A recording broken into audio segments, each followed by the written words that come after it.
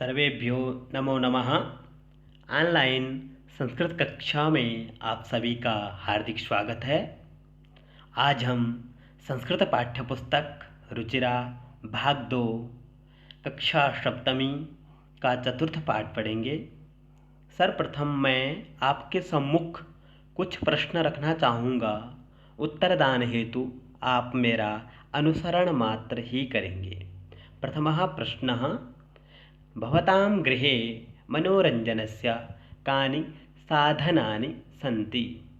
उत्तरं, मम गृहे मनोरञ्जनस्य दूरदर्शनं, सङ्गणकं, ध्वनिमुद्रिका च इत्यादीनि साधनानि सन्ति। प्रश्नः द्वितीयः, दूरदर्शने भवन्तः किं पश्यन्ति? उत्तरं, दूरदर्शने अहं छायाचित्रं, वार्तावली, नाटकानि च पश्यामि। तृतीयप्रश्नः, भवन्तः दूरदर्शने बालकविसम्मेलनं दृष्टवन्तः? उत्तरं, न। तर्हि अद्य वयं हास्यबालकविसम्मेलनम् इत्यस्मिन् विषये पठिष्यामः। हास्य बालकवि सम्मेलनम अर्थात हंसी से युक्त बाल कवियों की संगोष्ठी। विविध वेशभूषाधारिणः चत्वारः बालकवयः मंचस्य उपरि उपविष्टाः सन्ति। विभिन्न पोशाक पहने हुए 4 बाल कवि मंच के ऊपर बैठे हुए हैं। अधः श्रोतारः हास्यकविता श्रवणाय उत्सुकाः सन्ति, कोलाहलं च कुर्वन्ति। और उनके ठीक नीचे हंसी या विनोदी कविता सुनने हेतु उत्सुकतापूर्वक कुछ लोग आपस में बातें कर रहे हैं। संचालकः, अलम कोलाहलेन। अब संचालक महोदय मंच के ऊपर आते हैं और श्रोतागणों से विनती कर रहे हैं, कृपया शोर न करें। अद्य परम हर्षस्य अवसरः यत् अस्मिन् कविसम्मेलने काव्यहन्तारः कालयापकाश्च भारतस्य हास्यकविधुरन्धराः समागताः सन्ति। कि आज बहुत ही खुशी का दिन है कि इस कवि सम्मेलन में काव्य का नाश करने वाले एवं समय को व्यतीत कराने वाले भारत के श्रेष्ठ हास्य कवि हमारे मध्य में पधारे हुए हैं। एहि करतलध्वनिना वयम एतेषां स्वागतं कुर्मः। आइए हम सभी तालियों से इनका स्वागत करें। गजाधरः, सर्वेभ्यो अरसिकेभ्यो नमो नमः।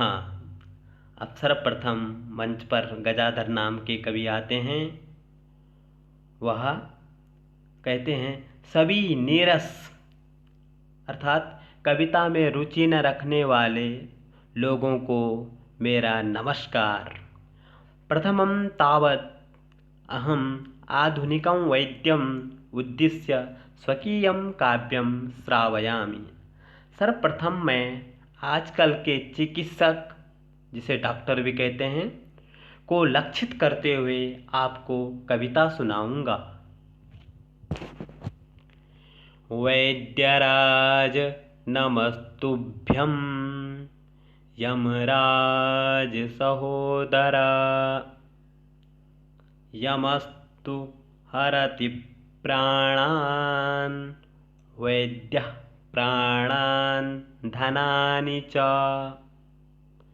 हे चिकित्सक महोदय, यमराज के छोटे भाई होने के नाते मैं आपको नमस्कार करता हूँ, क्योंकि यमराज तो केवल व्यक्ति के प्राण हरता है, परंतु आप अथवा चिकित्सक तो प्राणों के साथ साथ धन का भी हरण करता है।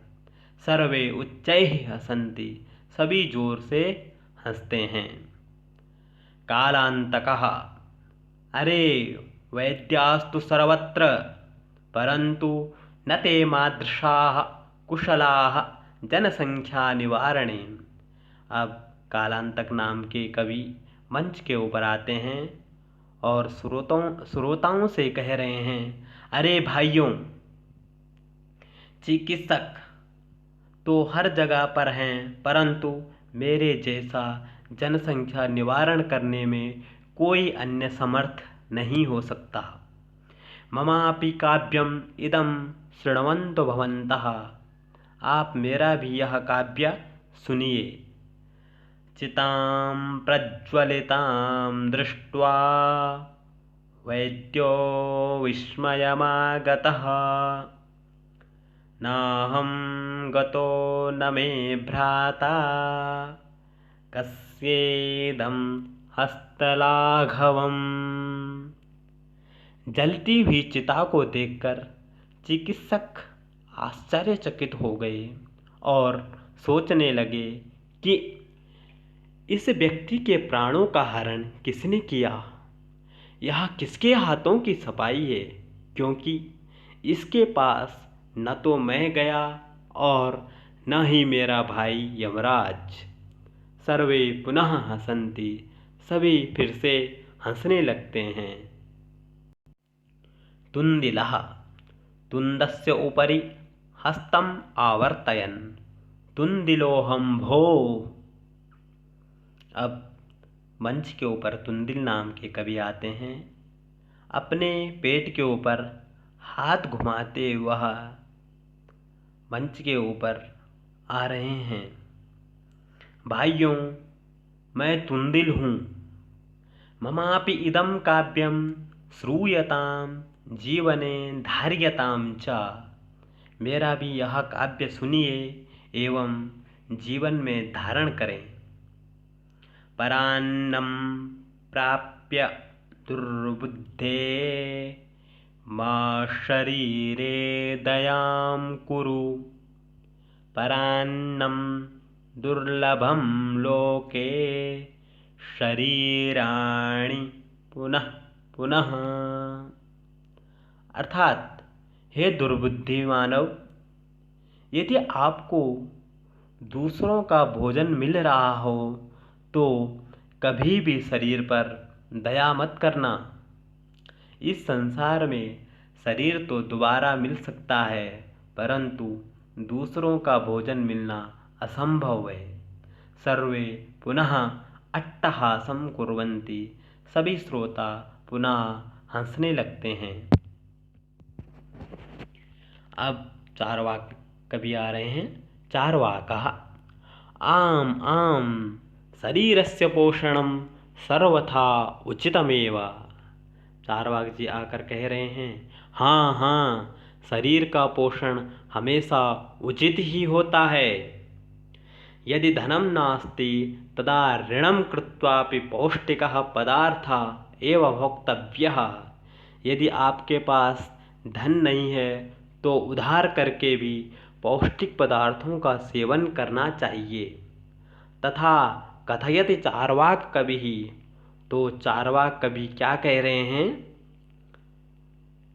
यावज्जीवेत् सुखं जीवेत्, ऋणं कृत्वा घृतं पिबेत्।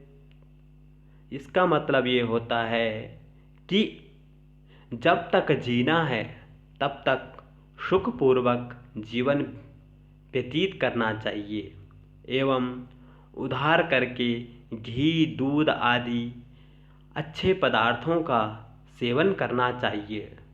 श्रोतारः, तर्हि ऋणस्य प्रत्यर्पणं कथम? श्रोता पूछते हैं, तो उधार कैसे चुकाओगे?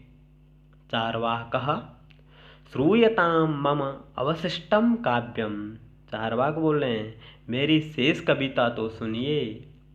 घृतं पीत्वा श्रमं कृत्वा ऋणं प्रत्यर्पयेत् जनः, लोगों को घी पीकर एवं उसके बाद परिश्रम करके दूसरों का धन वापस लौटाना चाहिए। काव्यपाठश्रवणेन उत्प्रेरितः एकः बालकोऽपि आशुकवितां रचयति, हास्यपूर्वकं च श्रावयति। काव्यपाठ सुनकर वहाँ पर उपस्थित एक बालक भी प्रेरित होकर तत्क्षण एक कविता रचता है एवं हंसते हुए श्रोताओं को सुनाता है, जो कि इस प्रकार है। बालकः श्रूयतां श्रूयतां भो ममापि काव्यम्। अब बालक आ रहा है और श्रोताओं से निवेदन कर रहा है, सुनिए सुनिए मेरी कविता भी सुनिए। गजाधरं कविं चैव तुन्दिलं भोज्यलोलुपं, कालान्तकं तथा वैद्यं चार्वाकं च नमाम्यहम्। अर्थात कवि गजाधर, भोजन के लोभी तुंदिल, कालांतक एवं चार्वाक वैद्य को मैं नमस्कार करता हूँ। बालक अपनी कविता सुनाकर हा हा हा करते हुए हंसने लगता है। काव्यं श्रावयित्वा हा हा हा इति कृत्वा हसति अन्ये चापि हसन्ति, और अन्य लोग भी हंसने लगते हैं। सर्वे गृहं गच्छन्ति, और सभी अपने घर की ओर प्रस्थान करते हैं। यहीं पे हमारी यह हास्य बाल कवि सम्मेलन नामक की कविता समाप्त होती है। धन्यवाद।